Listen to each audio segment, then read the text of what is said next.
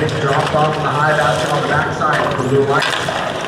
Very good, Patrick. 28-5-96, Hypernova taking care of that for blue. A lot of points coming across there. And on the front side, Red 850 is matching them.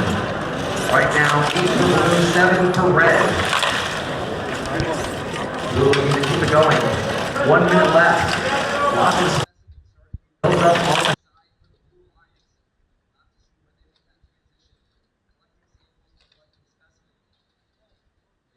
on the blue sample on that side, and they're going to just the high chamber. Red Alliance is looking to do this. The players going to work with the robot. Get those at 90, 33 seconds left.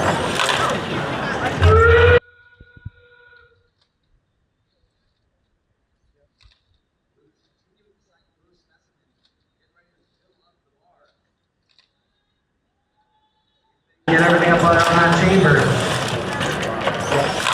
Very precise here on the blue side of the field. Red Alliance now looking for their first. They've got 2 o'clock.